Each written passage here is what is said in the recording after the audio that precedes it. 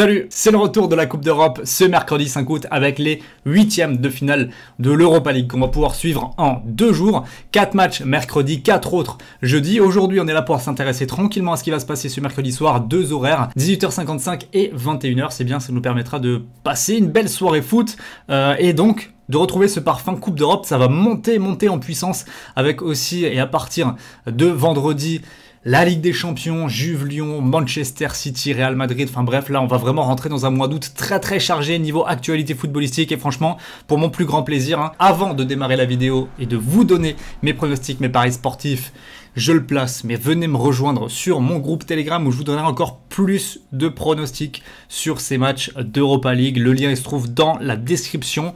C'est très facile, tu cliques dessus, tu appuies sur rejoindre et ça y est, tu es dans le groupe.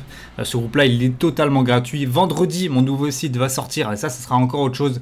Je vous explique tout ça pareil sur le groupe Telegram, mais il y a énormément de projets paris sportifs là qui vont voir le jour durant ce mois d'août et je suis très excité. Ça commence par cette vidéo aujourd'hui, 4 matchs au programme, c'est parti. On commence par ce 18h55 et la première rencontre elle oppose Copenhague à l'Istanbul Başakşehir. Alors Başakşehir qui est le champion de Turquie, ils ont fait une excellente saison, ils ont joué face à Copenhague, match aller, il y avait eu 1-0 pour les Turcs, et moi clairement je les vois peut-être en équipe trouble faite de cette Europa League, ils peuvent aller loin à mon sens, moi je les vois déjà se qualifier, résister à Copenhague dans ce match retour, et partir au prochain tour. Je pense que dans un pronostic safe, Istanbul se qualifie, ça me semble vraiment bien, je les ai trouvés vraiment bons, comme tout le monde, dans leur championnat de Turquie, comparé à Copenhague, qui est une équipe que j'appréciais il y a quelques saisons, qu'on avait vu faire des perfs lors de certaines Coupes d'Europe, mais qui cette saison est à mon sens un cran en dessous.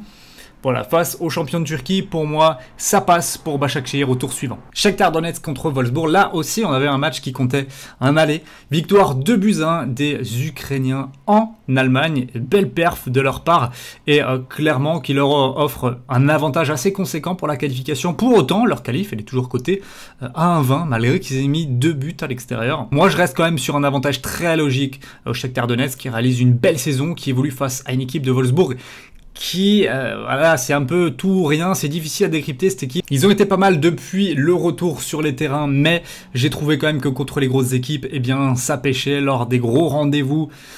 Ils ont manqué le coche à chaque fois. C'est pour ça qu'ils n'ont pas été mieux classés que 7ème, mais en soi c'est une équipe qui a du potentiel avec notamment un buteur. Si jamais il y avait un buteur à jouer du côté de Wolfsburg notamment, j'irais tout droit vers le néerlandais Weghorst qui est vraiment un excellent joueur de surface et qui marque très souvent.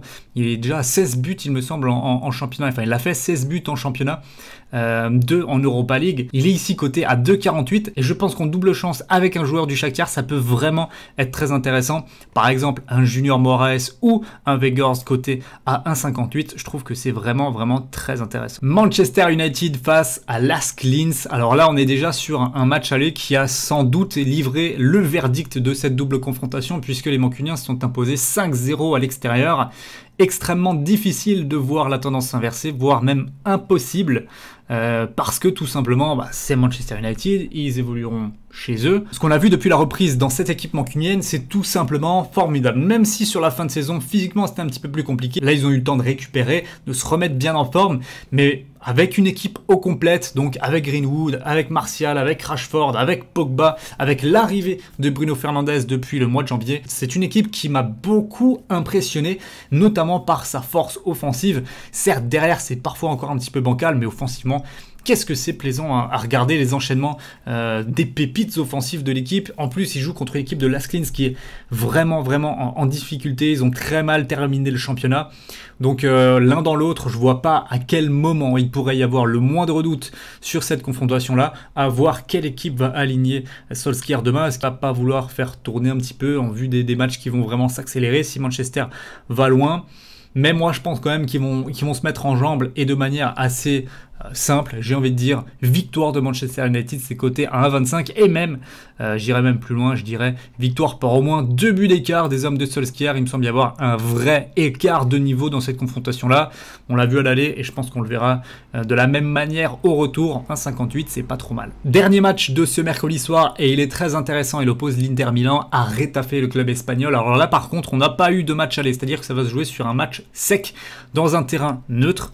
Et donc, On verra qui de l'Inter ou de Retafe passera en quart de finale. Moi, je pense très clairement que l'Inter, qui est une formidable équipe cette saison, je pense très sous-cotée, qui a eu des périodes où ils ont eu pas mal d'absents et ils n'ont pas pu profiter d'une certaine profondeur de banc, notamment au milieu de terrain, pour pouvoir assumer pleinement le titre. Au final, ils finissent juste derrière la Juventus au classement de Serie A. Donc c'est une équipe qu'il ne faut pas sous-estimer. Pour moi, c'est l'un des grands favoris, peut-être avec Manchester United, pour aller gagner ce trophée de l'Europa League, parce que tout simplement sur la forme récente et même sur la globalité de la saison, c'est l'une des équipes qui m'impressionne le plus par rapport aux noms restants dans la compétition. Moi, je les prends vainqueurs à 1,65 contre Retafe, qui a eu clairement, on va pas se le cacher, beaucoup de mal depuis la reprise de son championnat d'Espagne, qui a pas vraiment bien fini. Donc voilà, je pense que face à l'Inter, la marche elle est trop haute. Il y aura victoire de l'Inter, ou à minima, si vous voulez jouer encore plus safe, la qualif de l'Inter qui est cotée à 1,26. Voilà à peu près tous mes pronostics pour cette première journée de Coupe d'Europe version mois d'août. Et clairement, je trouve qu'il y a des petites choses sympathiques à prendre. Alors c'est plutôt safe ce que j'ai proposé. Je pense que sur mon groupe Telegram, je proposerai des cotes un petit peu plus élevées sur les buteurs, ou peut-être en ayant connaissance des compositions d'équipe, avoir plus d'informations. Mais là, je trouve qu'on est déjà pas mal. Si on va chercher uniquement ce qu'il y a de plus safe, je pense que la qualif d'Istanbul, elle est pas mal. J'enlèverai bien évidemment le buteur. La victoire de Manchester, elle est bien aussi. Et pour terminer, une petite qualif de l'Inter Milan, ça nous donne une cote à 1,87 qui selon moi est vraiment safe. Il y aura sans doute encore mieux à faire niveau pronostic. Je pense que si on avait un à jouer en sexe, je miserais sur la victoire de l'Inter Milan 1,65. C'est quand même bien rémunérateur, je trouve.